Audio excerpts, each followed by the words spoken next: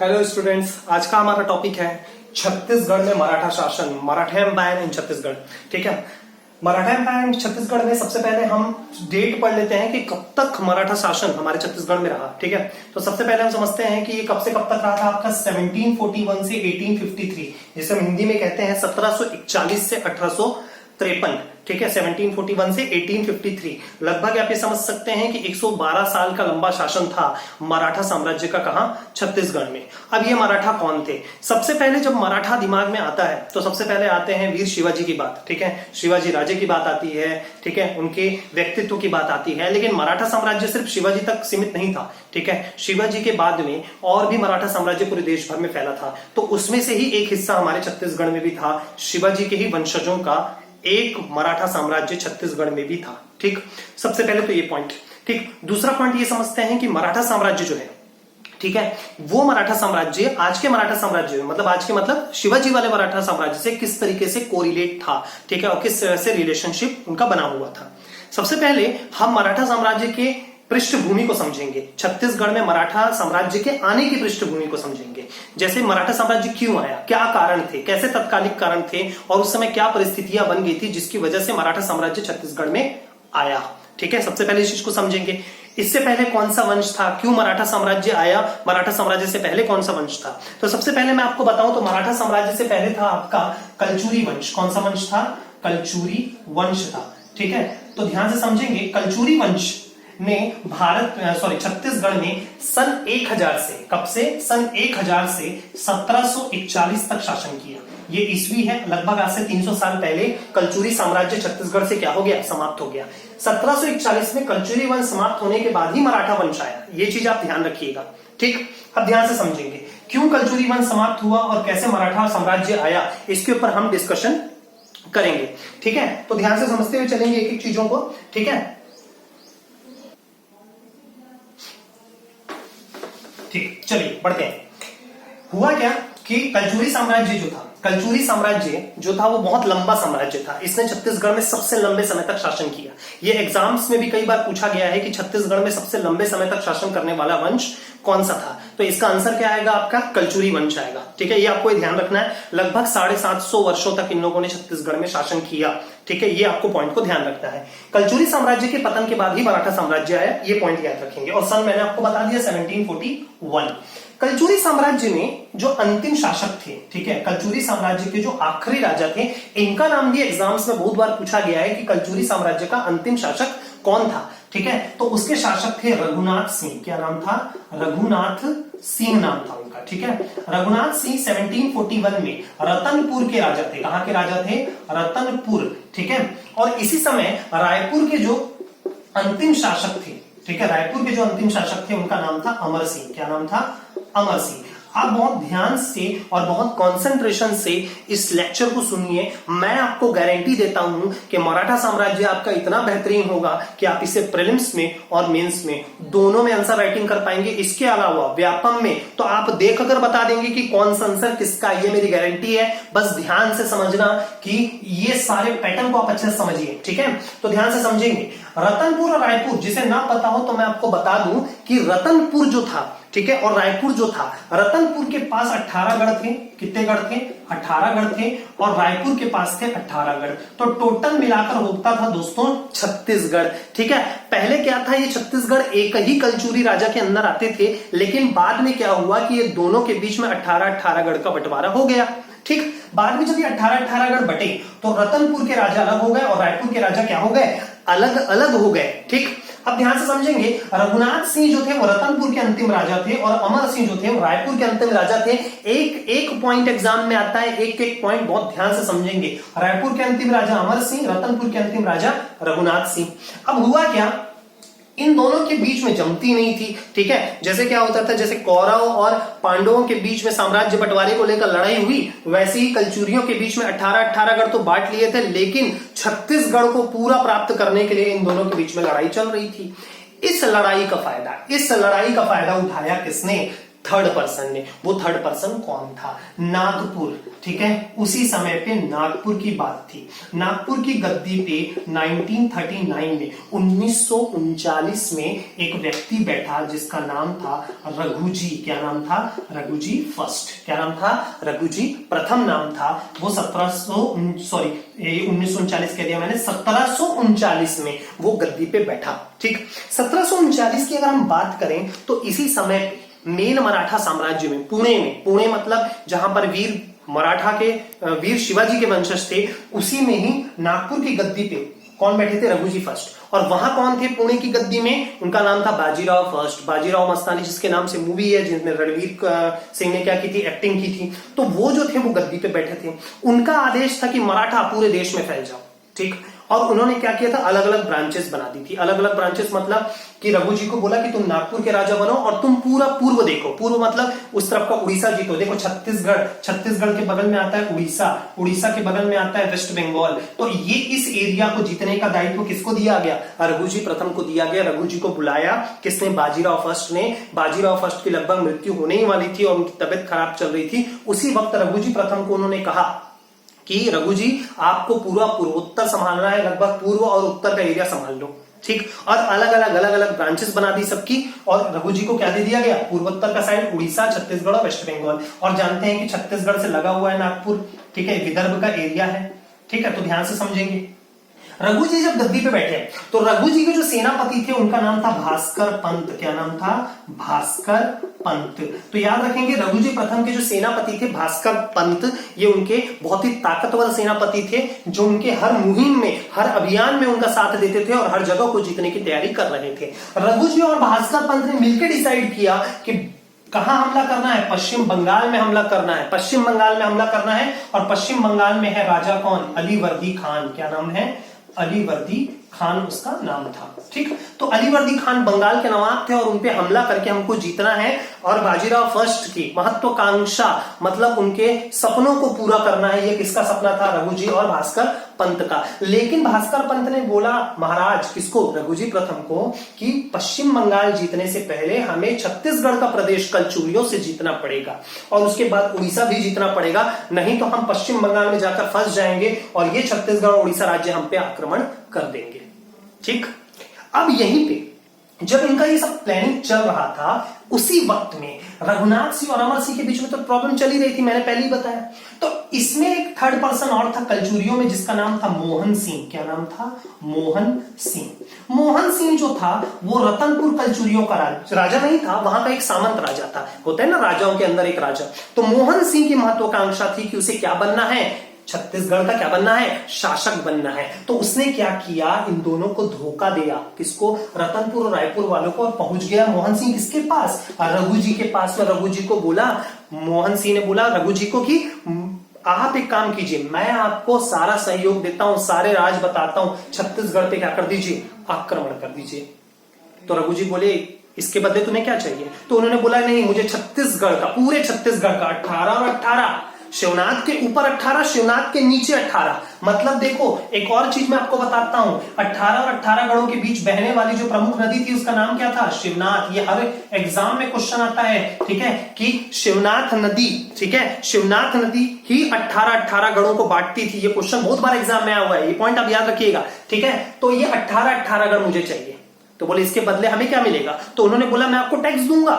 तो बोले टाकोली? हाँ टाकोली चाहिए मुझे। तो हुआ क्या कि टाकोली क्या होती थी? तो उन्होंने बोला जो जमींदारों द्वारा जो दी जाने वाली जो टैक्स होती थी ना, उसे मराठा लोग टाकोली कहते थे। ये भी एग्जाम में आया हुआ है, जमींदारों द्वारा दी जाने वाली राशि, जो अमाउंट जो जमींदार देते थे किसको? मराठाओं को, उन्हें क्या बोला जाता था? टाकोली। ये हर छोटे छोटे पॉइंट्स हम इसमें कवर करते हुए चलेंगे, बस ध्यान से सुनते रहिए, कंसंट्रेशन बनाए रखिए, वीडियो लास्ट तक देखना, सारी चीजें क्लियर हो जाएंगी। ठीक, अब ध्यान से समझेंगे। मोहन सिंह पहुंचा रघु जी के पास में, रघु जी बोला अच्छा मौका है, भास्कर पंत बोला बहुत अच्छा मौका है, दोनों चलते हैं कहां?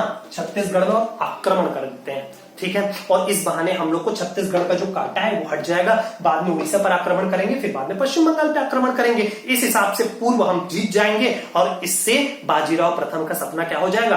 पूरा हो जाएगा।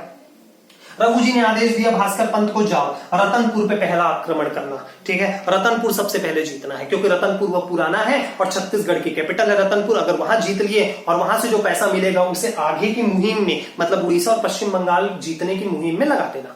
ठीक, अब हुआ क्या, ध्यान से समझेंगे कि भास्कर पंत नागपुर से पहुंचे कहां पे, रतनपुर। कहां पहुंचे, रतनपुर। ये पॉइंट सारे नोट करते हुए चलना।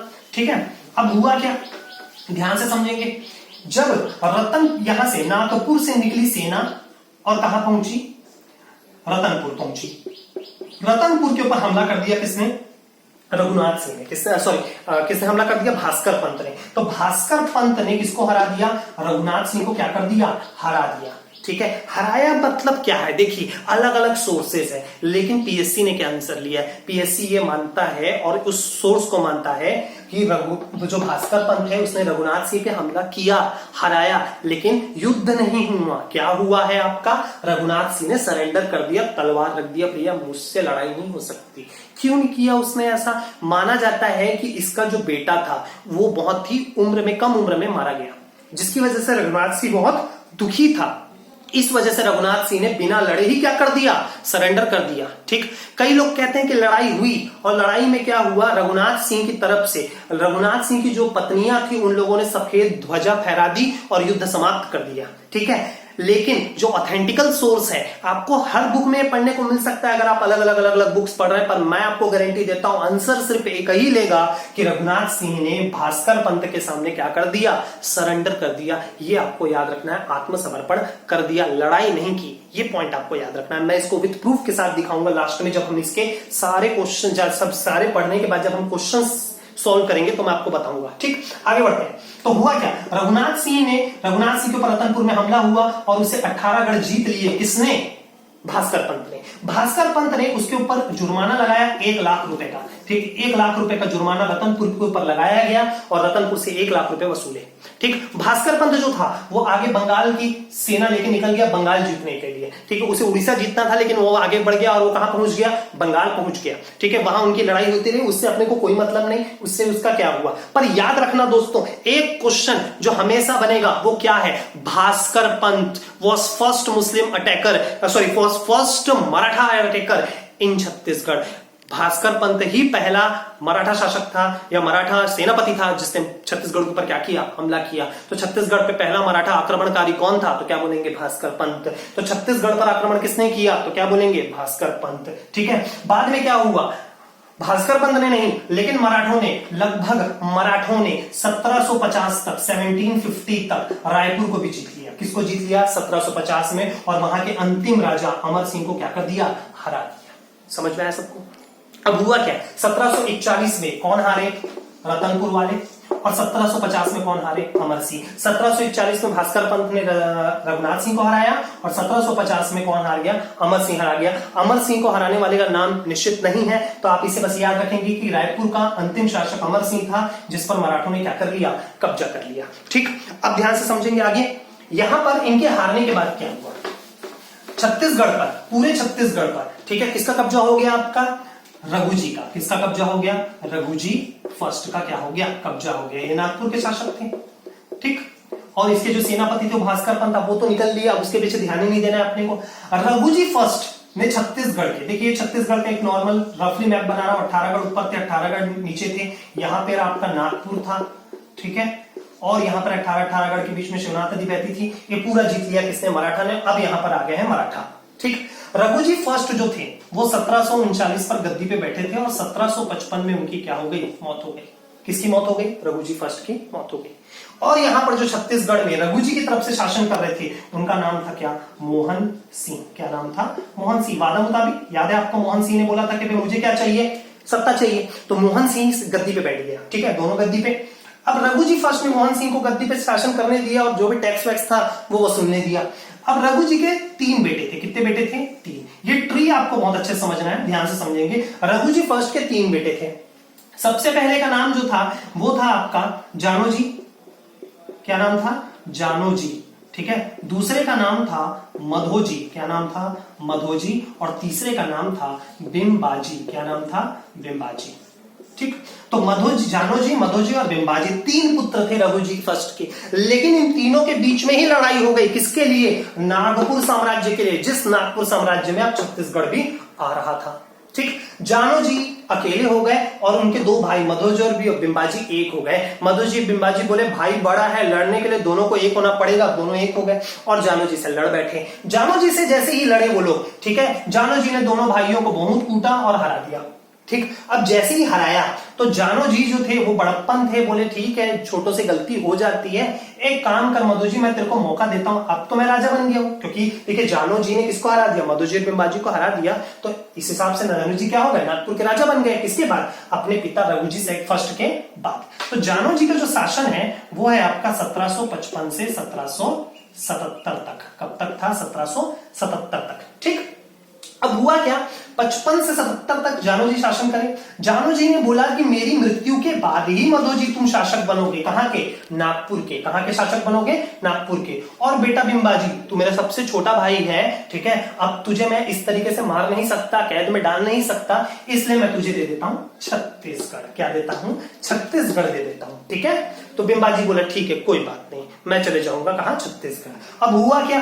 क्या मजबूरी थी, जाना तो था, युद्ध हार गए थे, ठीक है, लेकिन मोहन सिंह को पता चला कि भाई इन तीनों भाइयों ने बंटवारे में अपना अपना बांट लिया है और बिंबाजी को क्या मिल गया? छत्तीसगढ़। तो मोहन सिंह ने लेटर भिजवाया किसको? जानोजी को, कि देखो तुम्हारे जो पिता थे रघुजी, उन्होंने मुझसे वादा किया था कि 18 गढ़ मेरे होंगे, मैं टैक्स भिजवाऊंगा।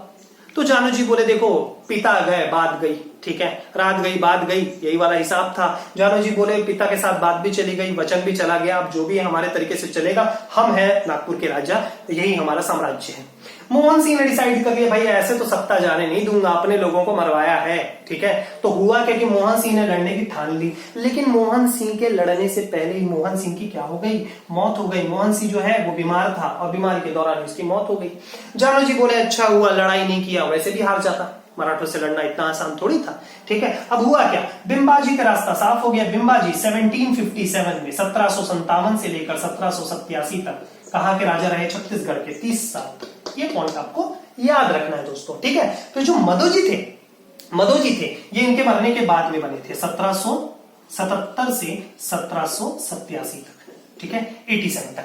पॉइंट बहुत ध्यान से समझिए, नहीं समझ में आता तो फिर थोड़ा सा रिवाइज कीजिए, समझ में आएगा, ठीक है। 1755 से 77, 77 से 87, 57 से 87, ये जो पॉइंट है, ठीक है, आप इसको ध्यान रखिए। बिंबाजी कहां आ गए? ये छत्तीसगढ़ के राजा बन गए।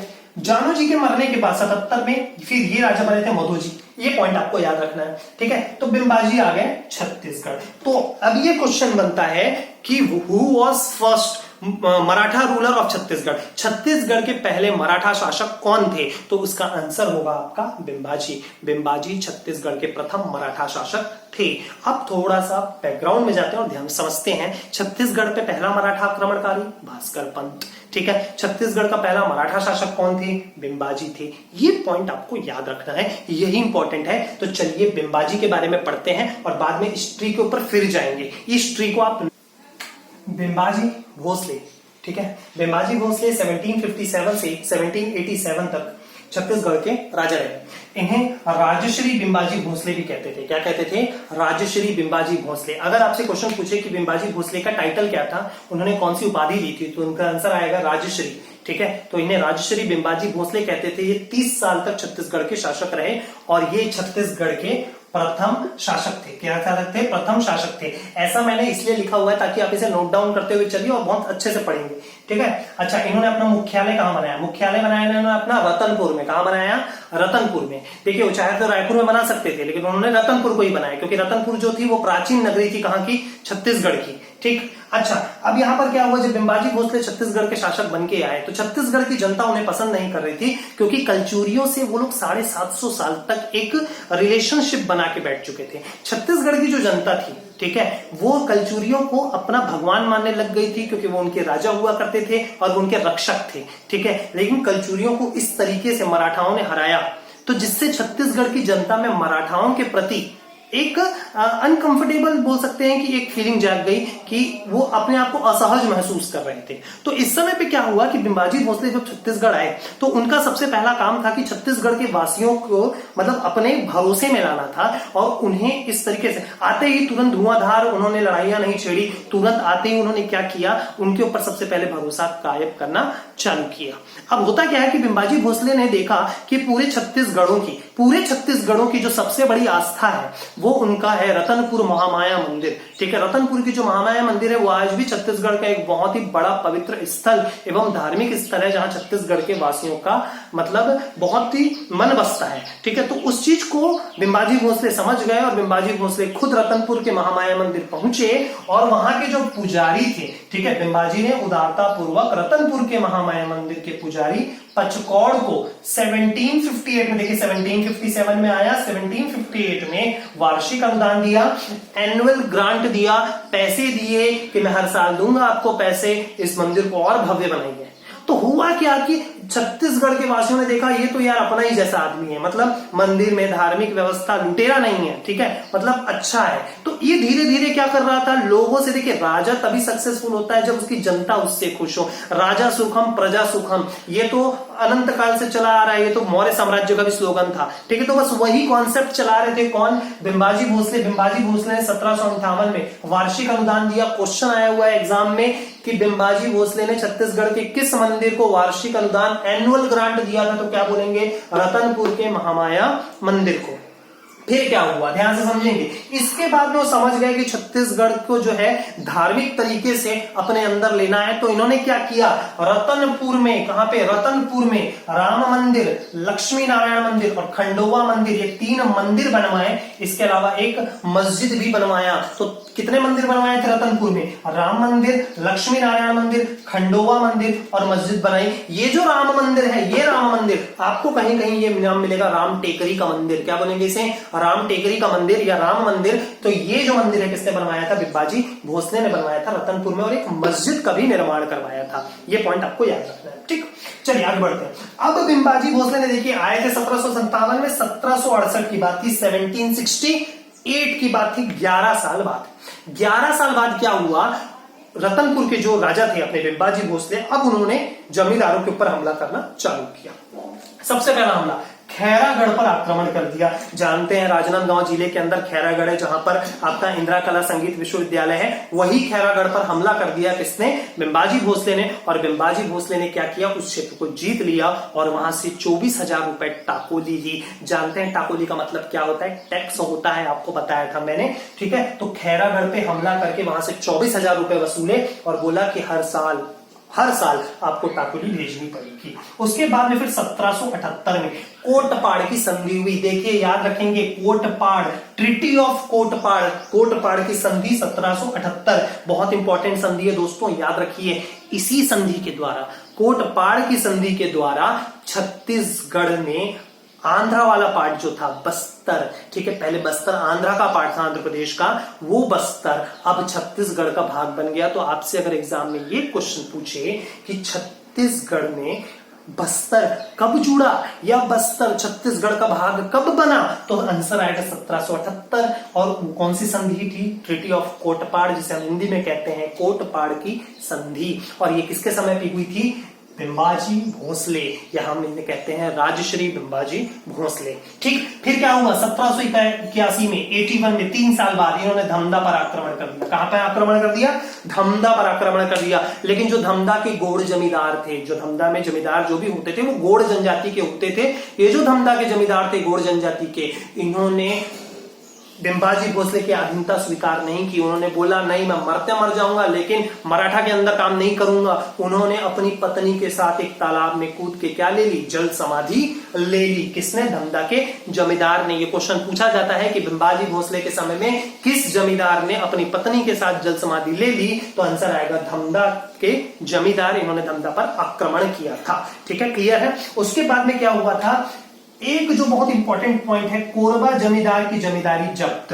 ठीक है, यहां पर इसका मतलब यह है बिंबाजी भोसले ने कोरबा के ऊपर जब आक्रमण किया तो कोरबा का जो जमींदार था पहले तो वो हारा, और हारने के बाद में क्या हुआ कि उसने संधि की कि हाँ मैं टैक्स दूंगा, लेकिन बाद में क्या हुआ, उसने मराठा सैनिकों को ही मार दिया। ठीक है। तो इससे जो बिंबाजी भोसले तो बहुत चिढ़ गए, बिंबाजी भोसले ने पुनः हमला किया और उस क्षेत्र को जीत लिया। और पहली बार देखिए होता क्या था ना, मराठा राजा जमींदारों को हराते थे, लेकिन क्या करते थे, जमींदारी जब्त नहीं करते थे, अपने अंडर नहीं करते थे। वो क्या करते थे कि पैसा दोगे, ठीक है, हम आपको हराएंगे, उसके बदले आप हमें टापोली दोगे, टैक्स दोगे, ठीक है, साल का, ऐसा करते थे। लेकिन किसी की जमींदारी जब्त नहीं की जाती थी। लेकिन मराठा इतिहास में पहली जो जमींदारी जब्त हुई, पहली और आखिरी भी, इससे पहले इसके बाद और कोई जमींदारी जब्त नहीं हुई, वो कौन सी थी, कोरबा। ये क्वेश्चन भी आया है कि कौन से जमींदारी को बिंबाजी भोसले ने जब्त किया था, तो इसका आंसर आएगा आपका क्या, कोरबा जमींदारी की जमींदारी इसने क्या कर दी थी, जब्त कर दी थी। अब बात करते हैं रतनपुर में नियमित न्यायालय की स्थापना की। बिंबाजी भोसले ने क्या किया, इन्होंने बोला कि अब रतनपुर में इधर उधर के लोगों को न्याय में भटकने की जरूरत नहीं है, आप आइए रतनपुर, वहां पे मैं कोर्ट बनाऊंगा, न्यायालय बनाऊंगा, वहां पे आके लोग अपनी जो अपने प्रॉब्लम्स है वो मुझे बताइए, मैं आपको उसका सॉल्यूशन दूंगा। तो इसे बोला गया परमानेंट कोर्ट। तो परमानेंट कोर्ट की स्थापना रतनपुर में किसने की थी, बिंबाजी भोसले ने की थी। बिंबाजी ने उदारता पूर्वक रतनपुर के वंशज शिवराज सिंह को एक गांव के पीछे 1 रुपया दिया, ठीक है, यहां पे मैंने लिख दिया था, एक गांव के पीछे 1 रुपया दिया। अब ध्यान से समझिए, एक गांव के पीछे 1 रुपया का मतलब ये क्या था, ये कौन थे, शिवराज सिंह, ठीक है, शिवराज सिंह ये मामा नहीं है ना, अपने एमपी के मुख्यमंत्री नहीं है, ध्यान से सुनेंगे, ये कौन है, शिवराज सिंह जो थे वो रतनपुर के जो राजा थे ना, रघुनाथ सिंह, उनके वंशज थे, ठीक है। तो वंशज थे, तो क्या हुआ, उनको बुलाया, बहुत उदार तरीके से बुलाया बिंबाजी ने, और बोला कि देखिए जो भी हुआ हम उसे भूल जाते हैं, एक क्षत्रिय है, आप भी एक क्षत्रिय हैं, और हम अच्छे से बातचीत करते हैं, ठीक है, आपके यहाँ पे बहुत वंशज रहे, 750 साल तक आप लोगों ने शासन किया, हम आपको बेइज्जत नहीं करेंगे, हम एक गांव के पीछे आपको 1 रुपया देंगे, आप राजा है, राजा की तरह जिए और राजा की तरह ही मरिए, ठीक है, आपको 1 रुपया हम देंगे हर गांव के पीछे। मराठा साम्राज्य में जितने भी गांव हैं, लगभग छत्तीसगढ़ में, हर गांव के पीछे 1 रुपया हम आपको देंगे, आप अच्छे से रहिए। दोनों के बीच में डील हुई, और ये बिंबाजी भोसले की बहुत बड़ी उदारता थी, जिसकी वजह से छत्तीसगढ़ के लोग उससे बहुत ज्यादा खुश हुए। छत्तीसगढ़ में भी बिंबाजी ने उन राज्यों के ऊपर या उन जमींदारों के ऊपर हमला किया जो क्या थे, बहुत ही ज्यादा क्या थे, हिंसक टाइप के थे, जो अपने लोगों से अच्छे से व्यवहार नहीं करते थे, उन्हीं को पॉइंट आउट करते हुए बिंबाजी ने हमला किया, जिससे बिंबाजी ने लगभग एक नींव तैयार कर दी मराठा साम्राज्य की, कि अब जो भी शासक आएगा उसे छत्तीसगढ़ से कोई समस्या नहीं होने वाली, ये चीज क्लियर थी, ठीक। अब क्या हुआ, ध्यान से समझेंगे, ठीक, ये अब आप इसे नोट डाउन करिए, बहुत ध्यान से समझेंगे आगे क्या हुआ, ठीक। चलिए आगे बढ़ते हैं। अब क्या हुआ, बिंबाजी भोसले 1787 की बात थी, ठीक है, पहले की चीजों को समझते हैं, ठीक है। 1787 जब बिंबाजी भोसले की मृत्यु हुई, अच्छा, इनकी 3 पत्नियां थी, कितनी पत्नियां थी, 3 पत्नियां थी। पहले का नाम था उमाबाई, क्या नाम था, उमाबाई, ठीक, दूसरे का नाम था रमाबाई, ठीक है, और तीसरे का नाम था आनंदी बाई, ठीक है। तो ये ध्यान रखना है आपको, ठीक है, उमाबाई, रमाबाई और आनंदी बाई नाम था, ठीक। तो ये इनकी 3 पत्नियां थी, नोट डाउन कर लीजिए, ठीक है। चलिए अब आगे बढ़ते हैं। 1787 में, ठीक है, उमाबाई, रमाबाई, आनंदी बाई हो गया। अब 1787 में, ठीक है, अब यहां पर किसकी मौत हुई, बिंबाजी भोसले की मृत्यु हो गई। चलिए वापस पहुंचते हैं नागपुर वाले ट्री में। रघु जी पहले राजा, ठीक, 1739 से 1755, ठीक। रघु जी के 3 बेटे थे, जानो जी, जैसा कि हम लोग पढ़े थे, यही राजा थे 1757 से, ठीक है, 1777 तक। अब ध्यान से समझने वाली बात यह है स्टूडेंट्स कि 1787 में किसकी मौत हुई है, बिंबाजी की। तो जाहिर सी बात है, बिंबाजी तो सबसे छोटे थे, तो बिंबाजी सबसे छोटे हैं, मतलब वो मारे गए, तो जाहिर सी बात है दोनों बड़े भाई भी तो मारे गए होंगे, ठीक है। तो जानो जी के बाद कौन राजा थे, मधोजी, कहीं कहीं इनका नाम मधुजी आता है ना, याद रखना, ठीक है, मधुजी भी आ जाता है कभी कभी, मधोजी, और उसके बाद में छोटे थे बिंबाजी। अब ध्यान से समझेंगे कि 1777 में, मतलब बिंबाजी के मरने के 10 साल पहले, ठीक है, किसकी मौत हो गई थी, जानो जी मर चुके थे। बाद में राजा कौन बनने वाले थे, मधोजी। 1777 से 1787, ये 1787 में मारे गए मधोजी, ये इनकी भी मृत्यु हो गई। और बिंबाजी की भी मृत्यु कब हुई, 1757 से 1787 तक शासन किया, तो इनकी भी मौत हो गई। तो लगभग समझ लीजिए तीनों की क्या हो गई, मौत हो गई। अब यहां पर क्या हुआ कि बिंबाजी जब राजा बने थे, ठीक है, बिंबाजी के हाथ में थे, देखिए जानो जी की मौत हो चुकी थी, बिंबाजी से पहले मधुजी की मौत हो गई, बिंबाजी से पहले किसकी मौत हो गई, मधुजी की मौत हो गई। अब दिक्कत क्या हुआ कि बिंबाजी के हाथ में आ गया, दोनों भाई तो मर चुके हैं, बिंबाजी के हाथ में आ गई सत्ता छत्तीसगढ़ की, नागपुर की सत्ता खाली थी। तो बिंबाजी ने क्या किया, छत्तीसगढ़ जो है वो किसको दे दिया आपका। देखिए मधोजी के 3 बेटे थे, ना जानो जी का कोई पुत्र था, ना ही कोई बिंबाजी का पुत्र था। ठीक है, ना जानो जी का पुत्र था, ना बिंबाजी का पुत्र था। याद रखना किसके पुत्र थे, मधोजी के 3 पुत्र थे। पहले का नाम जो सबसे बड़ा था रघुजी फर्स्ट, क्या नाम था, रघुजी फर्स्ट। दूसरे का नाम जो था वो था आपका व्यंकोजी, क्या नाम था, व्यंकोजी। ठीक, और तीसरे का जो नाम था वो था चिमन जी, क्या नाम था, चिमन जी। ठीक, अब हुआ क्या कि बिंबाजी ने चिमन जी को सत्ता दे दी। किसको दे दी सत्ता, चिमन जी को सत्ता दे दी। ठीक है, ये बोला चिमन जी तुम छत्तीसगढ़ के शासक बन जाओ। कहां के शासक बन जाओ, छत्तीसगढ़ के शासक बन जाओ। ठीक है, तो चिमन जी कहां के शासक बन गए, छत्तीसगढ़ के। ठीक, बिंबाजी की मौत हो गई। बिंबाजी की मौत होने के बाद मतलब बिंबाजी को यह पता था कि अब दोनों भाई मर चुके हैं, मैं मरने वाला हूं, तो मरने से पहले मैं मधुजी के सबसे छोटे बेटे चिमन जी को छत्तीसगढ़ दे रहा हूं।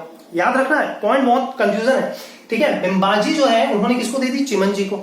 अब हुआ क्या कि रघुजी फर्स्ट सबसे बड़े थे, इसलिए वो कहां के शासक बन गए, नागपुर के क्या बन गए, राजा बन गए। ठीक, तो नागपुर के देखो पहले राजा रघुजी, दूसरे का नाम था जानो जी, तीसरे का नाम था मधोजी और चौथे का नाम बना आपका रघुजी। ठीक, रघुजी ये सेकंड है ना, ये रघुजी सेकंड है, ये फर्स्ट थे, ये सेकंड है। मतलब समझ लीजिए कि दादाजी का नाम रघुजी सेकंड के दादा का नाम रघुजी फर्स्ट। ठीक, अब हुआ क्या कि रघुजी जब बने, सत्ता में आए, तो आए थे 1788 में और ये रहे आपका 1816 तक। कब रहे, 1816 तक ये सत्ता पर रहे। अब ध्यान से समझिए, रघुजी सत्ता पर जब आए तो उन्होंने चिमन जी को छत्तीसगढ़ से हटा के किसको राजा बना दिया, व्यंकोजी को। तो व्यंकोजी क्या बन गए, छत्तीसगढ़ के तीसरे शासक। तो पहले शासक कौन थे, बिंबाजी। ठीक, ये 1757 से 87। दूसरे थे चिमन जी जो मात्र कुछ महीने ही रहे। फिर तीसरा नंबर आ जाता है व्यंकोजी। किसकी बारी आ जाती है, व्यंकोजी की। समझ में आया? तो सबसे पहले बिंबाजी, चिमन जी, फिर व्यंकोजी। व्यंकोजी छत्तीसगढ़ के शासक 1788 में बने और 1811 तक शासन करते रहे। ठीक, अब ध्यान से समझ लीजिए। ठीक है, चलिए एक बार फिर से इसको थोड़ा क्लियर करते हैं। रघुजी फर्स्ट 1739 से 1755, इनके 3 बेटे थे, जानो जी, मधोजी और बिंबाजी। जानो जी 57 से 77 तक थे। इनके मरने के बाद मधुजी बने 77 से 87। ठीक, उसके बाद में बिंबाजी छत्तीसगढ़ के शासक थे। 1770 देखिए 87 में मधुजी और बिंबाजी दोनों की डेथ हो गई। ठीक है, यहां आप देखेंगे 87 में दोनों की क्या हो गई, डेथ हो गई। अब डेथ होने के बाद क्या हुआ, बिंबाजी डेथ होने से पहले उन्होंने मधोजी के तीनों बेटों में सबसे छोटा बेटा जो था चिमन जी, ठीक है, इसको क्या बना दिया, छत्तीसगढ़ का शासक बना दिया। अब जैसे ही छत्तीसगढ़ के शासक बने कौन, चिमन जी। ठीक है, तो रघुजी जब नागपुर के शासक बने तो इन्होंने चिमन जी को हटा के इसको बना दिया, व्यंकोजी को बना दिया छत्तीसगढ़ का शासक। तो छत्तीसगढ़ के शासक में 3 आ गए शासक, पहला बिंबाजी, चिमन जी और व्यंकोजी। क्लियर हुआ। अब व्यंकोजी कहां के शासक हैं, छत्तीसगढ़ के। ठीक है, और दूसरे कहां, रघुजी कहां के शासक हैं,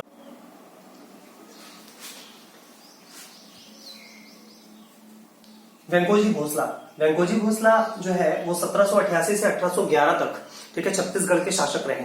ये हमको इंपॉर्टेंट समझना है कि सबसे पहले बिंबाजी भोसले थे, बिंबाजी भोसले के बाद में आपके चिमनजी भोसला के बाद में आए व्यंकोजी भोसला जो थे वो रघुजी द्वितीय के क्या थे, भाई थे। ये आपको ध्यान रखना है। ठीक है, तो व्यंकोजी भोसला जो थे उन्होंने शासन शुरू किया। अच्छा, जो व्यंकोजी भोसला और रघुजी द्वितीय, ठीक है, जब रघुजी द्वितीय नागपुर के राजा बने और व्यंकोजी कहां बने, छत्तीसगढ़ के, तो इन दोनों के बीच में बातचीत हुई। तो उन्होंने बोला जाओ व्यंकोजी और छत्तीसगढ़ की बागडोर को संभालो। अब व्यंकोजी ने कहा कि भाई मुझे इच्छा नहीं है नागपुर छोड़ के जाने की। तो बोले यार अगर मैंने चिमन जी को हटा के तुम्हें वहां का क्या बनाया है, मतलब सर्वा बनाया है, और तुम कहते हो कि तुम वहां जाना नहीं चाहते, ये इसका कारण क्या है। तो बोले मैं जाना चाहता हूं लेकिन मैं यहीं रहकर उस वहां का एडमिनिस्ट्रेशन देखना चाहता हूं। तो उन्होंने बोले यार ये कैसे हो सकता है। तो उन्होंने बोला हो सकता है, मैंने एक प्लान बनाया है। बोले क्या प्लान बनाया है। अच्छा, छत्तीसगढ़ हमारे लिए क्या है, किसने पूछा, व्यंकोजी ने पूछा रघुजी से। तो उन्होंने बोला ये हमारा सूबा है, हमारे मराठा साम्राज्य में कई सूबे हैं, उनमें से एक सूबा मतलब स्टेट, ठीक है, ये एक सूबा है हमारा छत्तीसगढ़। तो बोले ठीक है ना, मैं वहां का राजा रहूंगा, जो नागपुर में ही शासन करेगा, हम वहां के लिए सूबेदार भेज देंगे, सूबा के लिए सूबेदार भेज देंगे। तो बोले ठीक है, उसके बाद क्या करेंगे। तो उन्होंने बोला जो सूबेदार हमें वहां ज्यादा से ज्यादा टाकुरी निकाल कर देगा, हम उसे वहां का सूबेदार बनाए रखेंगे, और जो हमें वचन देगा कि हमें जो सबसे ज्यादा क्या भेजेगा, टैक्स भेजेगा, हम उसी को ही भेजेंगे। तो रघु जी बोले ठीक है, ये भी व्यवस्था ठीक है, कोई दिक्कत नहीं है, पर इससे रेवेन्यू का बंटवारा होगा। तो बोले ठीक है, रेवेन्यू का बंटवारा होगा, लेकिन हम दोनों भाई नागपुर की सत्ता को सही तरीके से संभाल पाएंगे। अगर नागपुर सामने रहेगा तो छत्तीसगढ़ अपने आप सामने रहेगा। तो रघु जी को ये प्रस्ताव बहुत पसंद आया और उन्होंने बोला ठीक है, सूबेदारों की नियुक्ति करो। लेकिन सूबेदारों की नियुक्ति किस आधार पर की जाएगी वेंको जी? तो वेंको जी ने बोला कि जो सबसे ज्यादा टैक्स भेजेगा, ठीक है, हम बोली लगवाएंगे और जो सबसे ज्यादा टैक्स भेजेगा उसी को ही छत्तीसगढ़ का सूबेदार बना दिया जाएगा। तो ये क्वेश्चन बहुत बार एग्जाम में आया है स्टूडेंट्स कि किस आधार पर छत्तीसगढ़ को दिया जाता था। तो सूबेदारों को इस आधार पर दिया जाता था कि जो ज्यादा से ज्यादा क्या भेज सके, टाकोली टैक्स भेज सके।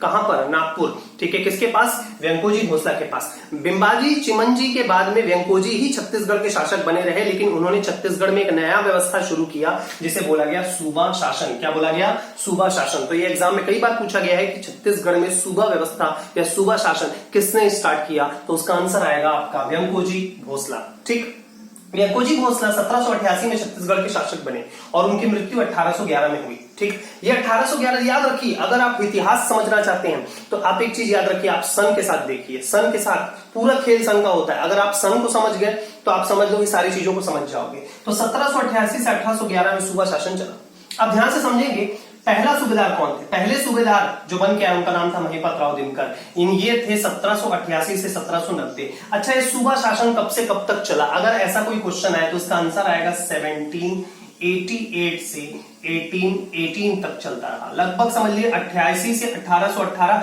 30 साल तक सूबा शासन चलता रहा छत्तीसगढ़ में। ठीक है, और ये किसने चलाया था? वेंकोजी ने। तो 88 में ये व्यवस्था शुरू हुई जो 1818 तक चलती रही। सबसे पहले सूबेदार बन के आए महिपत राव दिनकर। कौन आए? महिपत राव दिनकर। इन्होंने वादा किया कि मैं बहुत टैक्स भेजूंगा। जब वैसे ही वो छत्तीसगढ़ पहुंचे, छत्तीसगढ़ में इनका मुख्यालय होता था रतनपुर। कहां होता था? रतनपुर। सारे के सारे जो सूबेदार, जितने भी सूबेदार हुए, टोटल 8 सूबेदार हुए, सबका नाम मैंने यहां लिख के रखा है। तो ये जो 8 सूबेदार थे इन सबका हेडक्वार्टर क्या था? रतनपुर था। ठीक है, बिंबाजी का भी क्या था? रतनपुर था। तो ध्यान से समझेंगे, पहला सूबेदार बन के आया कौन? महिपत राव दिनकर। तो महिपत राव दिनकर जैसे ही आए तो उन्होंने देखा कि यहां तो बड़ी समस्या चल रही है। बिंबाजी के मरने के बाद कई जो जमींदार थे, बड़े छोटे कई जमींदार थे, उन जमींदारों ने विद्रोह कर दिया था कि अब तो बिंबाजी मर गया है, अब तो क्या करना पड़ेगा, अब हम आजाद हो सकते हैं। अब हुआ क्या? जैसे ही महिपत राव दिनकर आया तो इसे टैक्स वसूलने में कठिनाई होने लगी और इसे चीज समझ में आ गई कि इतना आसान नहीं है छत्तीसगढ़ से टैक्स वसूलना। ठीक है, और यहाँ के जमींदारों से टैक्स लेना। तो यह हुआ, महिपत राव दिनकर ज्यादा सफल नहीं हो पाया, मात्र 2 साल तक ही रह पाया। लेकिन इसके समय पे एक इंपॉर्टेंट घटना घटी जो इंपॉर्टेंट है, याद रखेंगे। यूरोपीय यात्री जॉर्ज फॉरेस्टर छत्तीसगढ़ आया था। क्या आया था? यूरोपीय यात्री जॉर्ज फॉरेस्टर कहां आया था? छत्तीसगढ़ आया था।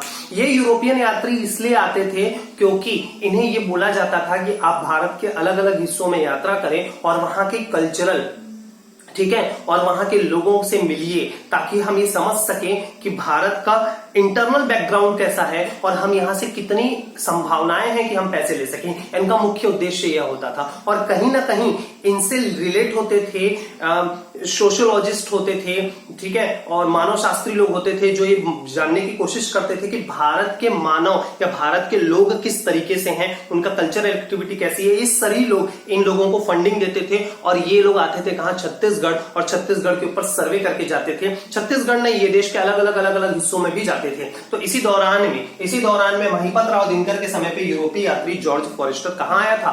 छत्तीसगढ़ आया था। उसके बाद में हम बात करेंगे विट्ठल राव दिनकर की। विट्ठल राव दिनकर 90 से 96 तक रहा, 6 साल तक। ठीक, इसने परगना पद्धति शुरू की। ये बहुत इंपॉर्टेंट है। मैं जो कहूंगा इसे भी नोट डाउन करेंगे, जो कहूंगा उसे भी नोट डाउन करेंगे। ध्यान से समझेंगे। विट्ठल राव दिनकर जैसे ही आया तो उसे ये समझ में आ गया था कि महिपत राव दिनकर जो मेरे से पहले जो सूबेदार था वो टैक्स वसूल नहीं कर पाया। तो इसने एक नया फॉर्मूला निकाला। इसने क्या किया था? देखिए, वेंकोजी भोसला ने क्या किया था? अपने साम्राज्य में सूबा बना दिया और सूबेदार बना दिए, मतलब छत्तीसगढ़ के लिए एक व्यक्ति अपॉइंट कर दिया। इसने भी क्या किया? विट्ठल राव दिनकर ने छत्तीसगढ़ को 27 पार्ट में डिवाइड किया। कितने पार्ट में? 27 पार्ट में डिवाइड किया और 27 पार्ट को नाम दिया परगना। तो टोटल छत्तीसगढ़ को कितने भागों में बांट दिया इसने? 27 भागों में। कितने भागों में? 27 भागों में। अब ये 27 भाग में 27 ऑफिसर अपॉइंट किए परगने के लिए। उसका नाम था कमाविसदार। क्या नाम था? कमाविसदार। ठीक, तो हर परगने में एक कमाविजदार, तो 27 परगने में 27 कमाविजदार। तो 27 कमाविजदारों को रिस्पॉन्सिबिलिटी दे दी कि अपने अपने परगनों से तुम मुझे टैक्स ला के दोगे और मैं अपना टैक्स किसको दूंगा, व्यंकोजी को। समझ में आया? तो इस तरीके से ये व्यवस्था शुरू हुई जिसे हम क्या कहते हैं, परगना पद्धति कहते हैं। जैसे एक सूबे में मतलब छत्तीसगढ़ में जितना पावर व्यंकोजी को था, ठीक है, और जितना ही पावर किसको था, महिपत राव दिनकर को, वैसे ही हर परगने में कमाविजदार को क्या होता था, पावर होते थे। तो 27 कमाविजदार थे। हर कमाविजदार को अपने यहाँ पे मिलिट्रियल, नॉन मिलिट्रियल मतलब सैनिक, असैनिक, ठीक है, दीवानी, फौजदारी, ठीक है, क्रिमिनल हो गया, सिविल केसेस हो गए, रेवेन्यू हो गया, हर चीज के लिए उनको क्या होता था, अधिकार होता था। जैसे कमाविजदार, जैसे एक सूबे में सूबेदार है, वैसे ही हर परगने में क्या होता था, कमाविजदार होता था। क्लियर है? चलिए अब आगे बढ़ते हैं। अब इसके बाद में क्या हुआ, इसके समय पे भी मतलब किसके समय पे, विट्ठल राव दिनकर के समय पे ही कैप्टन ब्लंट छत्तीसगढ़ आया। ठीक है, यूरोपीय यात्री भारत आ रहे थे, कैप्टन ब्लंट कहां आ गया, ये छत्तीसगढ़ आ गया और छत्तीसगढ़ में इसने कांकेर तक की यात्रा की और कांकेर से आगे बढ़ने वाला था, पर कई लोग कहते हैं कांकेर के आगे नहीं बढ़ पाया, कई लोग ये कहते हैं कि बस्तर तक भी पहुंच चुका था ये। ठीक है, तो कैप्टन ब्लंट कहां आया था, छत्तीसगढ़ आया था। किसके समय पे, विट्ठल राव दिनकर के समय पे। और महिपत राव दिनकर के समय में कौन आया था, जॉर्ज फॉरेस्टर आया था। ठीक, अब बात करेंगे भवानी कालू की। तीसरे नंबर के जो बन के आए उनका नाम था भवानी कालू। तो हुआ क्या कि भवानी कालू जब बन के आए, ये हो गया 1 2 3, तीसरे नंबर पे पहुंचे। तीसरा सूबेदार जो तो भवानी कालू था, भवानी कालू आया, खाली उसके नाम की मुहर लगी थी कहां पे, वेंकोजी घोषला ने उसे अपॉइंट किया था, लेकिन वो छत्तीसगढ़ आ ही नहीं पाया। लेकिन इतिहास में उसका नाम तीसरे सूबेदार के रूप में दर्ज हो गया छत्तीसगढ़ में। ठीक है, तो पहला महिपत राव दिनकर, दूसरा विट्ठल राव दिनकर, तीसरा भवानी कालू। क्लियर? अब हुआ क्या, चौथे नंबर का जो बन के आया वो था स्टूडेंट्स केशव गोविंद। कौन था, केशव गोविंद। ये आया 11 साल के लिए, 1797 से 1808, तो 11 साल तक रहा। छत्तीसगढ़ का सबसे लंबे समय तक रहने वाला सूबेदार। अगर आपसे क्वेश्चन आए तो उसका आंसर होगा केशव गोविंद। 97 से 1808, 11 साल तक रहा। बाकी अभी तक तो कोई मिला ही नहीं आपको 11 साल तक। इसके समय पे भी एक यूरोपीय यात्री आया था जिसका नाम था कोलब्रुक। क्या नाम था, कोलब्रुक, ब्रुक बॉन्ड वाला ब्रुक। ठीक है, कोलब्रुक छत्तीसगढ़ आया था। तो देखिए तीनों के समय पे कोई ना कोई आया। पहले में जॉर्ज फॉरेस्टर आया, दूसरे में कैप्टन ब्लंट आया, तीसरे में कौन आया, कोलब्रुक आया। ठीक, केशव गोविंद जब छत्तीसगढ़ के सूबेदार थे तो इसी समय पे पिंडारियों ने छत्तीसगढ़ पे हमला किया था। पिंडारी जानते हैं, नाम कई बार सुना होगा, बाहुबली पिक्चर में भी पिंडारी देखे होंगे, सलमान खान की वीर में भी पिंडारी देखे होंगे। पिंडारी का वास्तविकता ये थी कि पिंडारी जो थे वो लुटेरे हुआ करते थे, जो जमींदारों पे हमला करते थे और जमींदारों से संपत्ति लूट लेते थे, गांवों पे हमला करते थे। तो छत्तीसगढ़ की पिंडारियों से रक्षा किसने की थी, केशव गोविंद ने की थी। नागपुर से मतलब सेना मंगाई थी और नागपुर से सेना मंगाकर इनके ऊपर हमला किया था। किसके ऊपर, पिंडारियों के ऊपर। और पूरी तरीके से पिंडारियों को छत्तीसगढ़ से क्या कर दिया, इसने भगा दिया। ये भी इंपॉर्टेंट है कि पिंडारियों से छत्तीसगढ़ की रक्षा किसने की थी, केशव गोविंद ने की थी। फिर संबलपुर की जीत, देखिए संबलपुर जीता। ठीक है, ध्यान से समझेंगे। हुआ क्या, संबलपुर के राजा ने विद्रोह कर दिया था बिंबाजी के मरने के बाद। तो इसके बाद उन्होंने क्या किया, जैसे ही इन्होंने विद्रोह किया तो हुआ क्या कि संबलपुर को जीत लिया किसने, आपका केशव गोविंद ने जीत लिया। उसके बाद में फिर आते हैं बीकाजी गोपाल। कौन आते हैं, बीकाजी गोपाल। बीकाजी गोपाल जो है 1808 से 1816 तक रहा। संबलपुर, बस्तर, सरगुजा का विद्रोह हुआ इसके समय पे। संबलपुर के राजा ने भी विद्रोह किया, बस्तर के राजा ने भी विद्रोह किया, सरगुजा के राजा ने भी विद्रोह किया। किसका, बीकाजी गोपाल का विद्रोह किया। उसके बाद में फिर आते हैं सखाराम हरि। कौन आते हैं, सखाराम हरि। इसकी हत्या रतनपुर के निवासी ने की थी। एकमात्र ऐसा सूबेदार जिसकी हत्या रतनपुर के निवासी ने की थी वो कौन है, आपके सखाराम हरि हैं। उसके बाद में आते हैं सीताराम टाटिया। कौन आते हैं, सीताराम टाटिया। सीताराम टाटिया 1816 से 1816, 1816 से 1818 तक कौन थे, यादवराव दिनकर। तो देखिए सीताराम टाटिया, देखिए सखाराम हरि, सीताराम टाटिया, यादवराव दिनकर, ये मात्र 1816 से 1818 तक 3 लोग, ठीक है, इस सूबेदार के पद को छोड़ दिए, मतलब इस सूबेदार के पद पर रहे। और उसके बाद में क्या रहा कि क्रम जो चलता रहा, ये बहुत बड़ी समस्या थी। आप इसे नोट डाउन के रखिए, मैं ये बताता हूं आपको कि क्या हुआ कि जिसकी वजह से लगातार 3 सूबेदार चेंज हुए थे। ये पॉइंट आपको याद रखना है। क्लियर है सबको, ठीक है। तो ये पॉइंट आप अच्छे से याद रखिए ताकि मैं आप इसको आने वाले पॉइंट्स को मैं आपको क्या कर सकूं, बता सकूं। ठीक है, उसके बाद में आगे बढ़ते हैं। इसके बाद में क्रम आता है आपका, सबसे पहले फिर वापस समझते हैं नागपुर के साम्राज्य को। नागपुर का साम्राज्य हमें समझना बहुत जरूरी है, ठीक है, क्योंकि नागपुर का साम्राज्य अगर हम नहीं समझ पाए तो हम आगे भी नहीं समझ पाएंगे। देखिए नागपुर में सबसे पहला राजा आप ही बताते चलिए, रघुजी प्रथम। कौन थे? रघुजी प्रथम, 1739 से 1755। उसके बाद में अगले राजा कौन हुए थे? जानोजी। कौन हुए थे? जानोजी हुए थे, ठीक है, 1755 से 1777। उसके बाद में फिर अगले राजा हुए थे मधोजी। कौन हुए थे? मधोजी, ठीक है, 1777 से 1787। उसके बाद में हुए थे इनके बेटे रघुजी, ठीक है, 1787 से 1816 तक रहेंगे। अब छत्तीसगढ़ की बात करें तो नागपुर साम्राज्य हो गया, ठीक है, ये नागपुर साम्राज्य। छत्तीसगढ़ में अगर हम बात करें तो सबसे पहले आए थे बिंबाजी, ठीक है, बिंबाजी। बिंबाजी जो थे 1757 से 1787। बिंबाजी के बाद में जो दूसरे नंबर के आए थे उनका नाम था चीमन जी। ये तो नाम मात्र थे, ये तो ज्यादा समय तक रहे ही नहीं। उसका तीसरे नंबर के थे आपके व्यंकोजी। लेकिन ध्यान से समझेंगे, व्यंकोजी जो थे वो 1788 में आए थे और 1811 में इनकी क्या हो गई? मौत हो गई। अब ध्यान से समझिए, 1811 की बात थी दोस्तों। उस समय पे क्या था कि व्यंकोजी तो आए छत्तीसगढ़, लेकिन इनकी मौत 1811 में हुई जब छत्तीसगढ़ के सूबेदार कौन थे? बीकाजी गोपाल। कौन थे? बीकाजी गोपाल। इससे पहले मैंने आपको पॉइंट बताया जो इससे पहले मिटाया था मैंने। 1811 में बीकाजी गोपाल छत्तीसगढ़ के सूबेदार थे, जिस समय व्यंकोजी की क्या हो गई? मौत हो गई। रघुजी को पता चला कि उनके छोटे भाई की मौत हो गई है, चीमन जी पहले ही मर चुके थे, तो रघुजी अकेले बच गए थे। तो रघुजी के जो चापलूस थे, चापलूस मतलब रघुजी की सत्ता पाना चाहते थे, उनका नाम था अप्पा साहब। क्या नाम था? अप्पा साहब। ये इतने बड़े चापलूस थे जिन्होंने अपने बेटे का नाम भी रघुजी रखा था, ठीक है, इतने बड़े चापलूस थे।